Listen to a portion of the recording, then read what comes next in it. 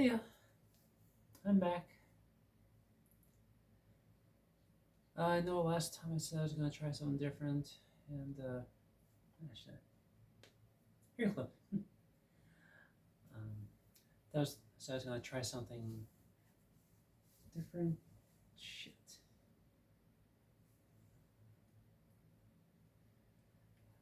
And use a Bluetooth earbud, but did a test run on that yesterday, and yeah, there was no positive outcome there. Actually, had myself two sets I tried, and they both produced the same outcome. All it did was amplify anything like this. It's like that got amplified. Otherwise, my voice volume was exactly the same. So, unfortunately, we are stuck with this level of voice volume, and if it's not something you can listen to, oh, I apologize, but I literally cannot go any louder than this unless I start shouting. And I don't want to do that because that'll just wreck my voice. So, with that in mind, my apologies, but that's where I am right now. So, I kind of went into this today, with a certain thought in mind, and I just started thinking, kind of reflecting,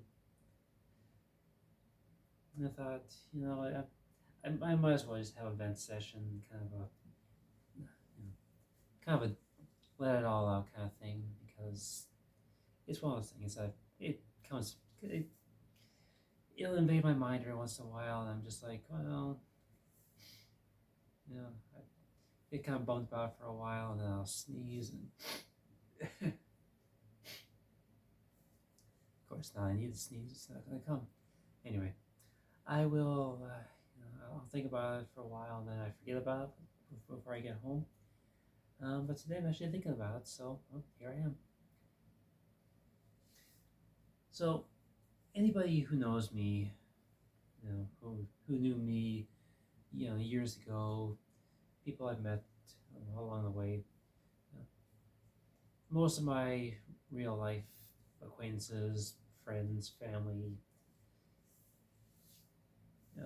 all those people, co-workers, they all know that I was married once. I mean, I was married. I was married in right around Memorial Day in 2017, and I was divorced by a couple days after Christmas in 2018. So the bulk of that was spent just waiting for the mandatory cooling off period, which unfortunately my state requires before you can uh, actually petition the court officially for um, for the divorce hearing. So otherwise, I would have had that shit done before the 1 year anniversary. Unfortunately, they require a minimum 3 month period between when you initially file and when you can then petition the court for a hearing date. Well, not only do I have to deal with that, but my lawyer wasn't exactly on the up and up as far as keeping up with things and relaying information to me about when we were eligible for all that shit. So I lost a few weeks there because she as a lawyer wasn't doing her job. And so anyway, I still got done before the end of the year, but just barely.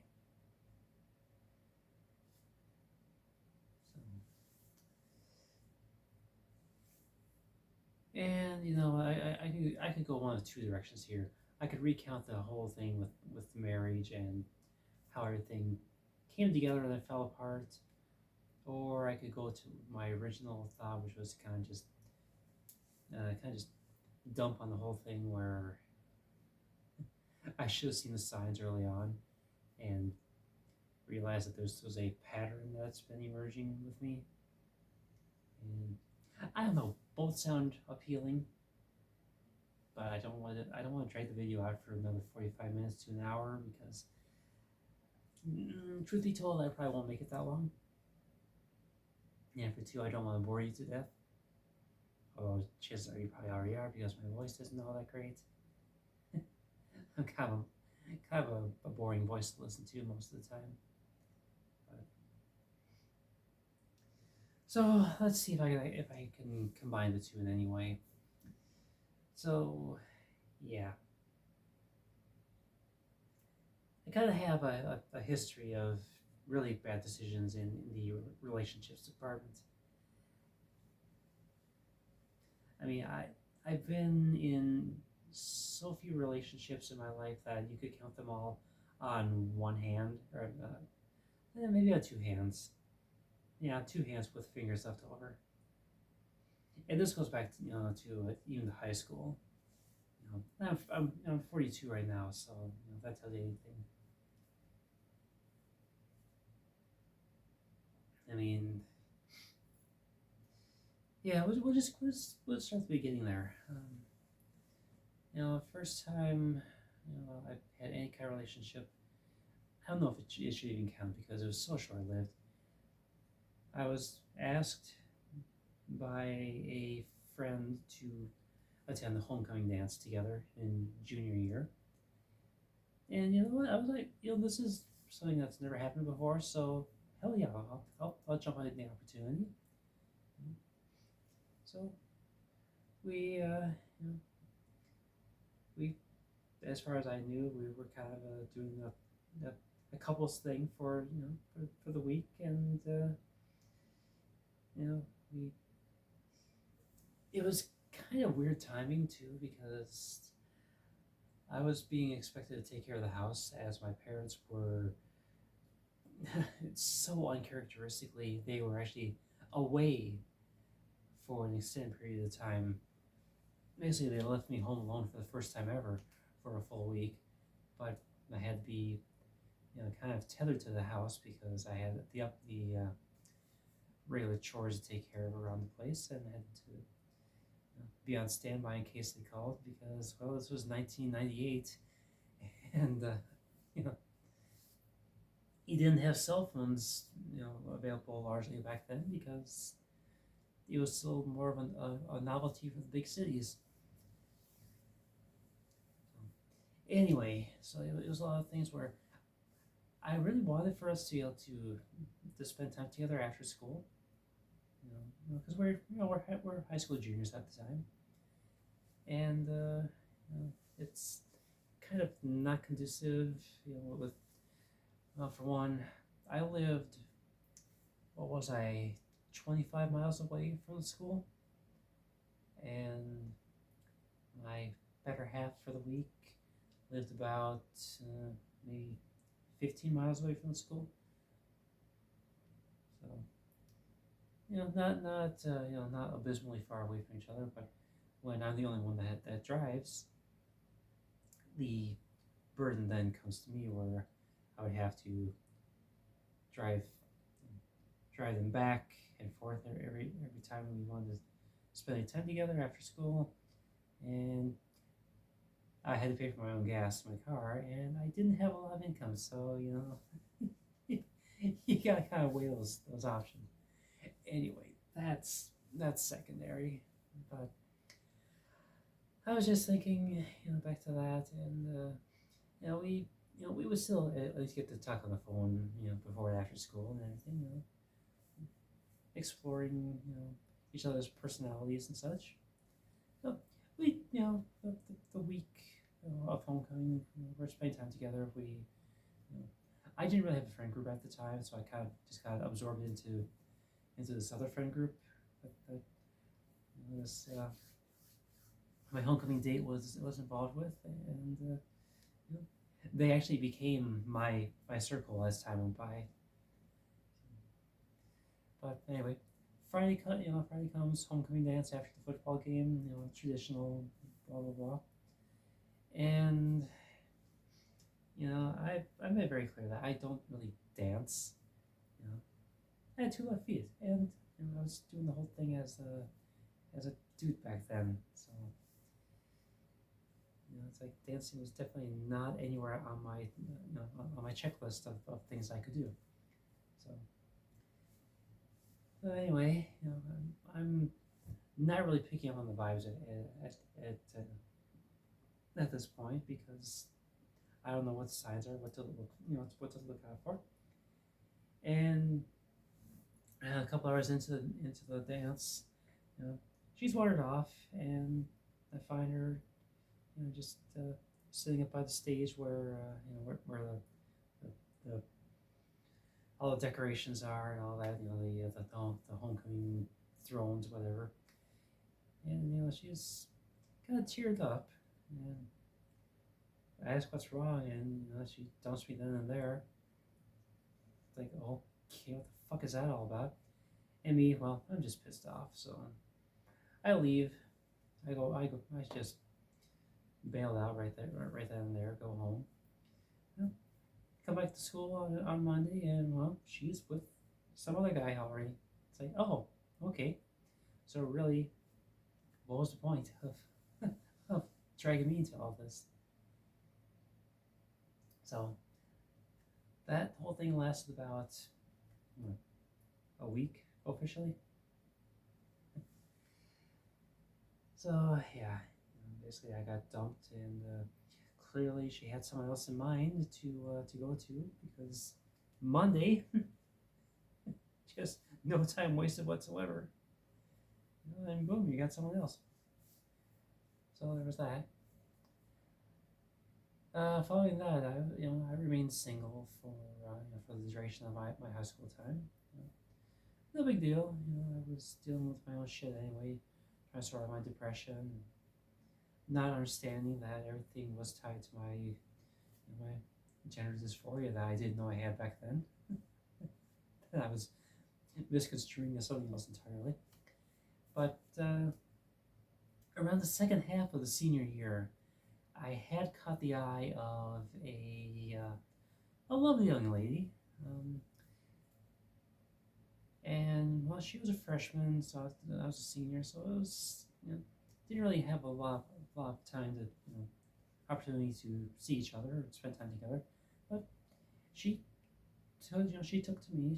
She expressed a fondness for me, and things just kind of simmered there, throughout the rest of the year, throughout the summer, and somewhere around the fall, we just kind of connected again, and somehow I wind up becoming her boyfriend around her birthday in November.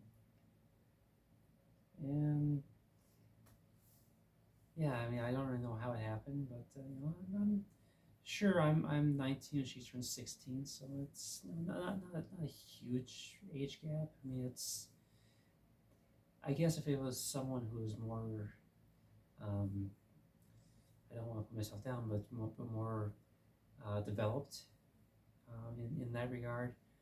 If I was a little more, a little older in regards to romance and impulses and whatnot, it probably would have been concerning. But I was still very, very innocent, very, what do you want to call it, naive young person. So it kind of helped to, to bridge that age gap a little bit. But anyway, we saw each other a few times. We talked on the phone a handful of times along the way. I'm living in a city about an hour away, so with that and my job being full time, my days off being who the hell knows when, it changed from week to week. Schedule didn't come out until Saturday before, so yeah, good luck planning anything. But yeah, anyway, so we go through the holidays together, and I try and I try and I try to make plans to spend time with her, and I keep getting shot down. I keep hearing that no, too busy, can't do it. Just don't have time for you. So that dragged on for about a month before I finally decided to just break things off with her. It broke my heart to do it, but I just didn't feel it was fair to either of us to have this going on. So I just when I blurted out that over the phone that yeah, this just wasn't working, so broke up. And yeah, I was single again until let's see, this was beginning of 2021, or sorry, 2001. Goddamn, that's 20 years difference. Um, but yeah, so this is beginning of 2001, and yeah, my next date or any kind of interest came along in the summer of 2002 when I was set up on a blind date by a friend, and they were up in that city that I used to live in. It's gonna be too hard to mask everything, but it was Rice Lake that they lived in, and I was down in Eau Claire, and so it's about an hour drive each way.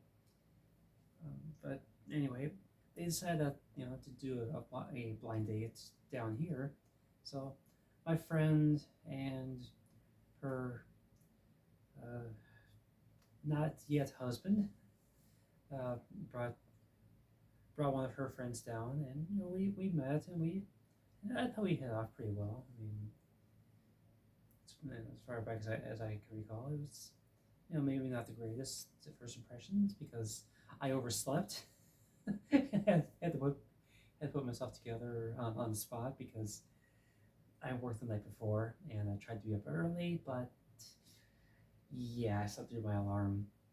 Like 4 o'clock rolls around and doorbell rings, and I'm like, well, shit, I just woke up. Give me a second.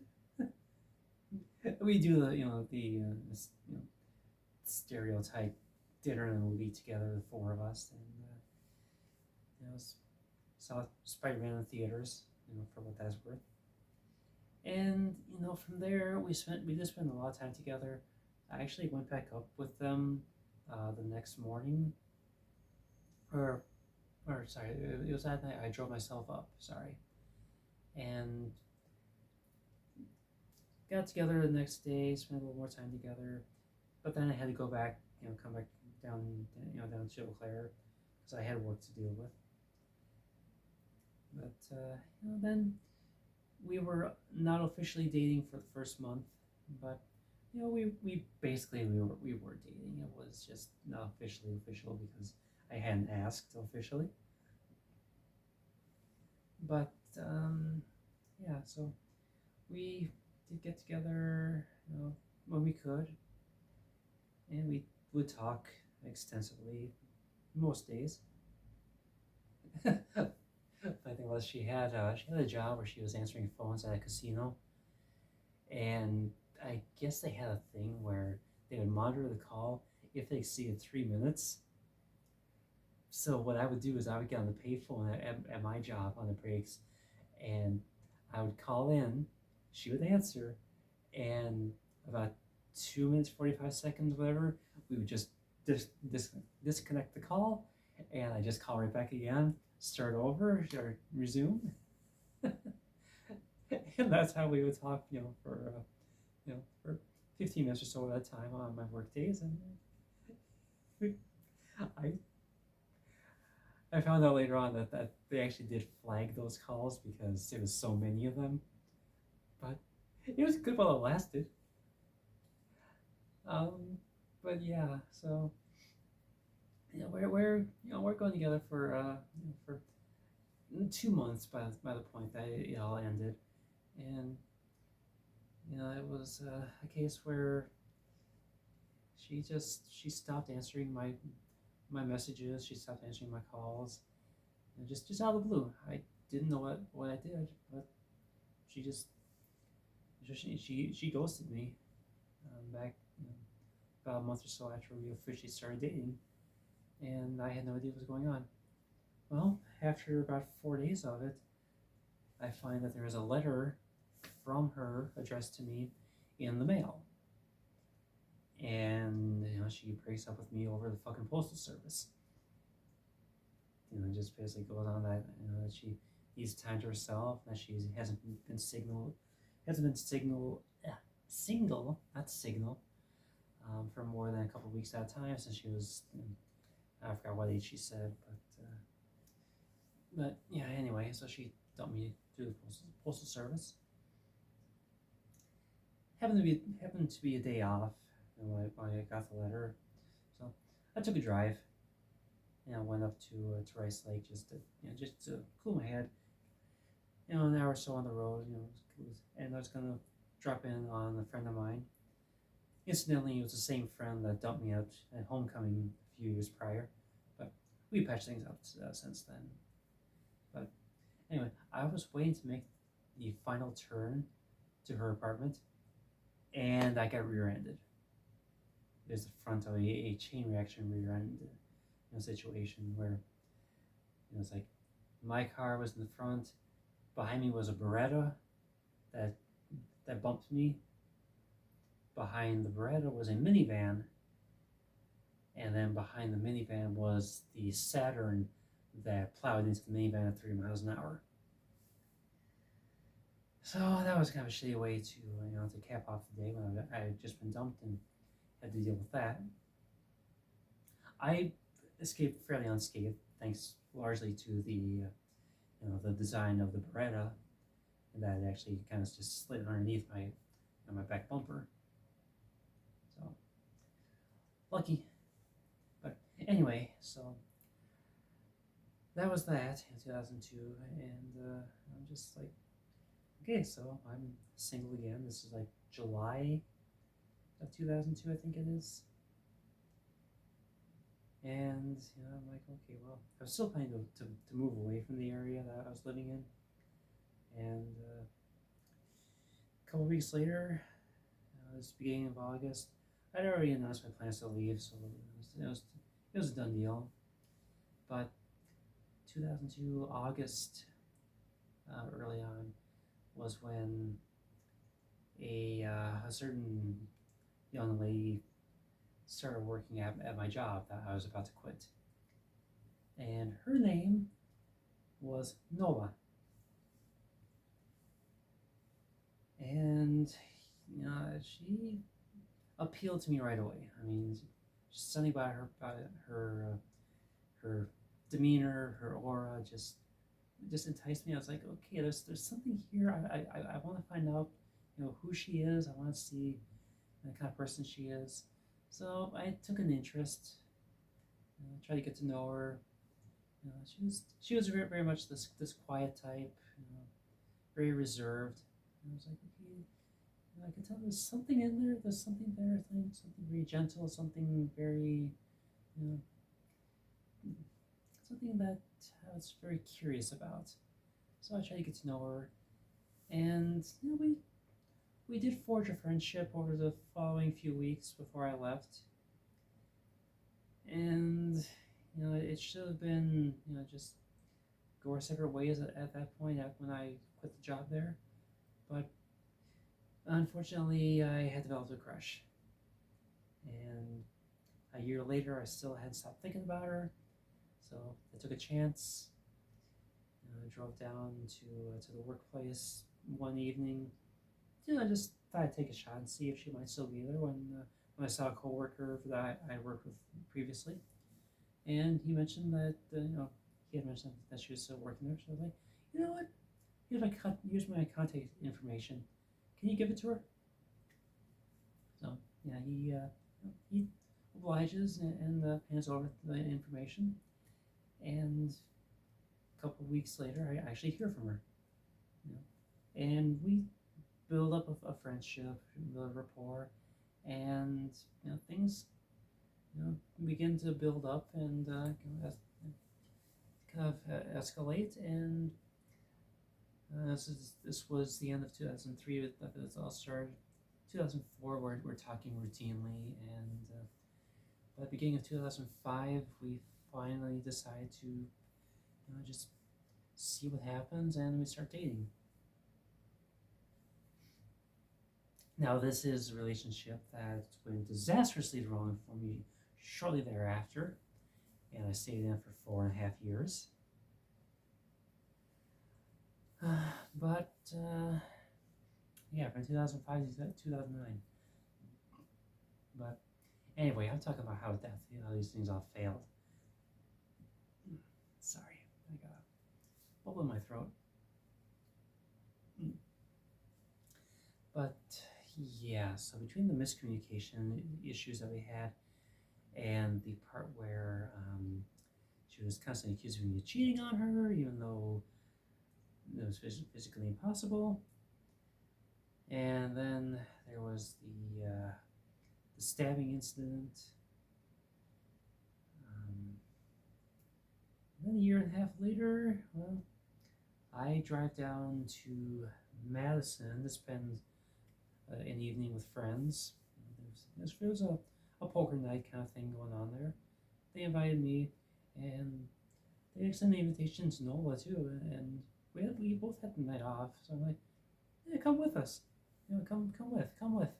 But she turned me down, saying that they were my friends, and she wouldn't feel comfortable with them. So I was like, okay, well, yeah, I guess I'll see you when I get back. Well, a few weeks later, she's getting kind of sick. She has to take a few nights off from work. We work together, in this place too. And well, after a few days of being sick and being out, out with not with nausea and the like, she calls me up or texts me and tells me that we need to talk. Okay, that's unusual. Well, she drops a bombshell on me that night that I left for Madison, and she stayed behind. She got together with another coworker of ours. They got super drunk, and yeah, they did the thing where that creates babies. So that was pretty much the beginning of the end for me, as far as I was concerned. I mean, the beginning of the end really was 3 years prior, but that was beside the point. But anyway, she less than a year later, I didn't know if we were together or not at this point, and after a month or so of wondering, I see that she has changed her Facebook profile picture to that of her kissing some random guy. So I'm like, oh, okay, I guess we're broken up then. So I know she cheated on me at least twice. So that's how that one all ended. And then let's see, there was shortly after that there was I don't know if I should even count it because it was strictly online. It was a World of Warcraft thing where I was trying to get to know someone, and I think I was just I just didn't know what the hell I was doing as far as my own shit went, and I don't think she was able to handle it either because she was a bit younger than me at that point. I want to say, yeah, shit, that was a pretty huge age difference now I think about it. Yeah, 8 years difference. So yeah, I shouldn't have even been bothering. But anyway, she actually winds up with getting rid of me because like she really should. A few weeks later, she's got some other dude from from WoW. Yeah, that's fine. I mean, I was understanding. But, it took a while. Can't really blame her on that one. I was letting my depression get the better of me anyway, so I was kind of pushing everybody away. So really can't count that one as a failure on their part. But let's see, that takes us in 2010 range. So I was single for quite a while after that. What was it? Yeah, I guess it was the end of 2010. Yeah, end of 2010. Like the end of summer 2010 when what was it called? Meet Me? Or maybe it was Plenty of Fish. I forget which it was, but one of those, one of those sites I was getting popularity at the time. And I actually got matched up with someone, kind of local, but it was still it was like a 45-minute drive, each way is to see each other. But we did spend a lot of time together, and her name was Carla, and she really liked me, but for all the good that did, I really wasn't feeling the spark on my end. But I decided to just keep going with it for a while to see if things might turn around, if I might actually start to feel it. And I didn't. And so after 6 months of dating and all the time spent together, I finally just broke up with her. Admittedly, I took a coward's way out, but I was I was afraid. I was afraid of what her family would do. To be just be totally blunt, I was scared of her family. Like they had in that house, they had I think 14 people living there, and her brothers were fucking massive. I mean, we're talking like greater than 6'5", like 300 plus pounds each, and here I was, little 5'8", 5'9", 100, 140 pounds of nothing. Yeah. So I kind of strategically timed the breakup for the day when I moved away. Our lease was expiring at the duplex I was living in, and me and my roommates decided to move out. They were moving out west a little bit. I wanted to stick around, so I found other roommates to move in with, down closer to Madison. And when I was finished moving in, that's when I messaged her, saying that I wanted to break up. Yeah, she wasn't happy with that, but I was definitely worried, because her brothers were giants and kind of unpredictable. So that was why I took the coward's way out and waited. But can you really blame me? So yeah, then most recently was in early 2015 when a stranger reached out to me on FetLife of all places, and her name was Cindy. And well, long story short, we spent every day talking and messaging, and we made a point of visiting each other as often as possible, despite being in different countries. And 2 years later, we get married. But now, the whole thing fell apart even before it began, honestly. Because there's a few weeks, a couple of months before the wedding, she very abruptly started becoming distant. Didn't really have a lot of time for me. Would be very, very sparsely available when previously she had been available, every day to talk. Even if it was just for a few minutes, we would talk every day. And then at this point, I was going, several days, maybe in a week at a time without a single peep from her. So I was like, okay, what's going on? I get no response. And then like, what was it, 3 days before the wedding, 4 days before the wedding, I get an anonymous message on Facebook, telling me that she's been cheating on me. And at the time, I'm just, I dismissed that as, just pure bullshit because I trust her. This is good. This is my fiance, and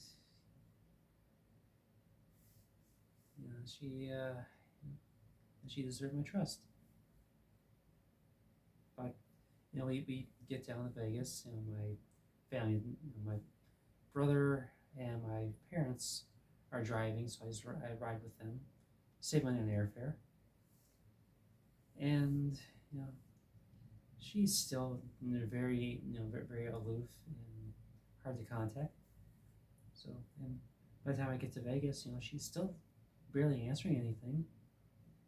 It's to the point where I'm actually having to you know, plan to shack up with either my parents in their hotel room or my best friend in her hotel room because Cindy's not answering, and the room was booked under her name. With her name. She never told me that she put my name. That she added my name to the reservation too. So that was a shock when she told me after. It's like, okay, there's no nothing said about that, but okay. Anyway, where I'm going with this is the wedding weekend. You know, she's very aloof, very focused on her group of family and friends. Basically, I don't exist except at the ceremony and was trying to pay for stuff. I'm sure I've talked about this before a couple times, but yeah. Anyway, so it's just this whole thing where basically I'm invisible to her. I don't really exist, and all of her attention is focused on this roommate of hers. I use the term roommate in quotation marks. His name is Dave, and she's doting on him all weekend long. It's like, okay, what the fuck's going on here? We're supposed to be getting married to each other, but you're spending all your energy, all your time focused on this Dave guy, and to the point that I'm just wondering what am I even doing here? And well, it didn't stop. After she abandoned me in Las Vegas to go back to Toronto, like 3 4 days early, he was like, okay, well, I'm gonna go ahead and try to make things work, despite this abysmal start to the marriage. So I go to the management at work and ask if I can switch from the full time position I had to a part time weekend position.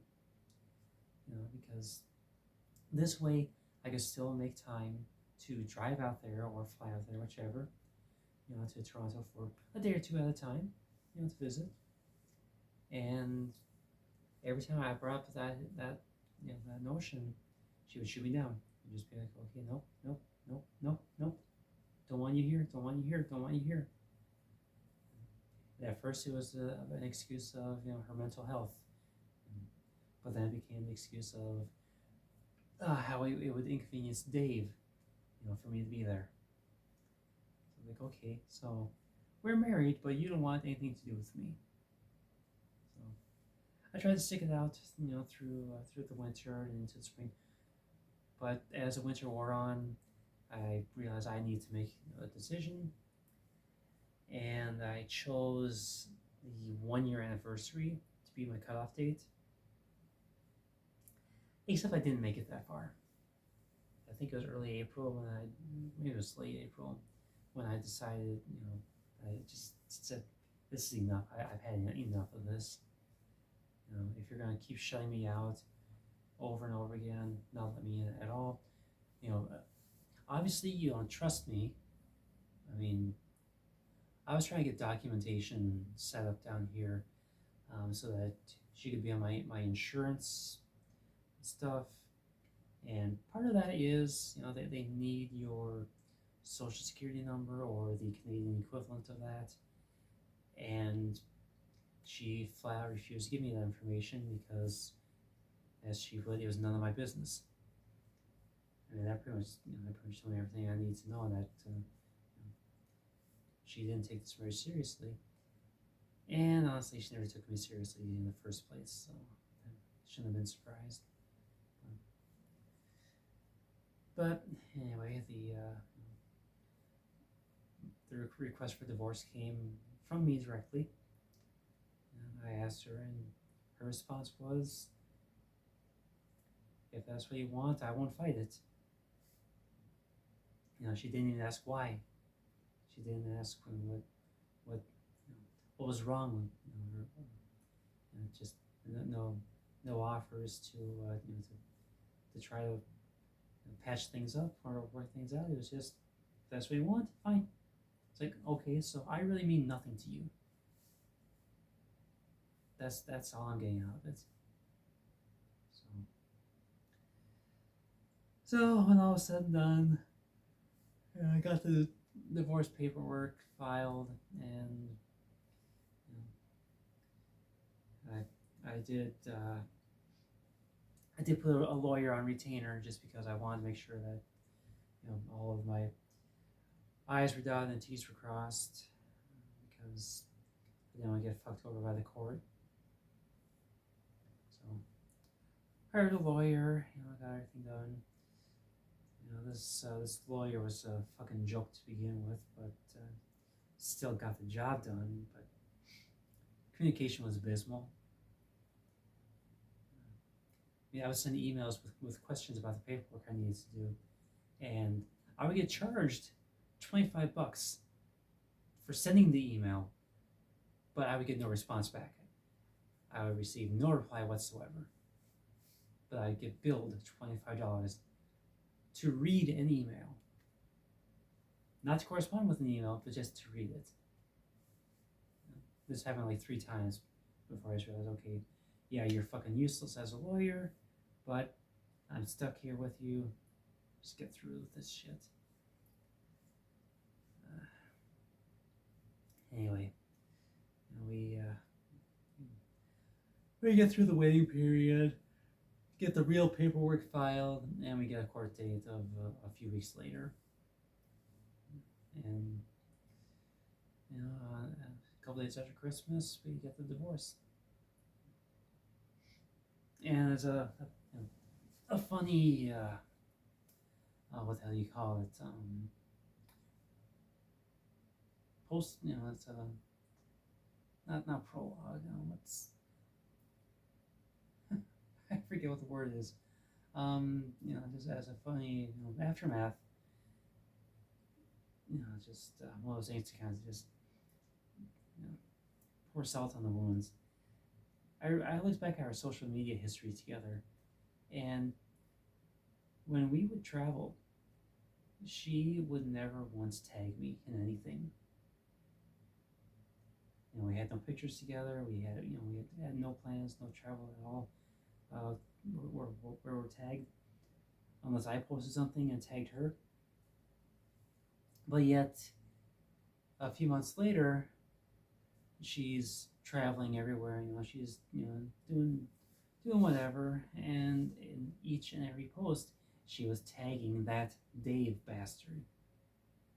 So, you want to tell me that she was being faithful and not doing anything, from 1,700 miles away? Yeah, I don't think so. And I guarantee there was something going on with those two long before I stepped out of the picture. So, but anyway, that's how my marriage crashed and burned. So yeah, every relationship I've had has ended in abysmal failure.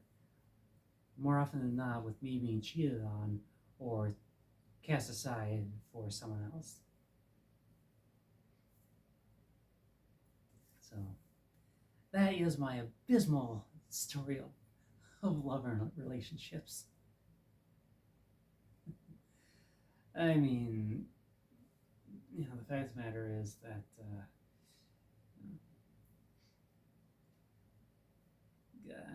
kind of know where I was going with that, but it's not like any of these events turned me ace or trans. I just always was. But I either hid it or I just went along with things because it was easier that way. Anyway, I have babbled on about my failures of relationships long enough. I'm going to shut up now and go to bed. Yeah, so for what it's worth, I hope that anyone watching or listening wasn't too bored. I just wanted to rant and tell a story for a little bit and then go to bed. Anyway, we'll talk to you later.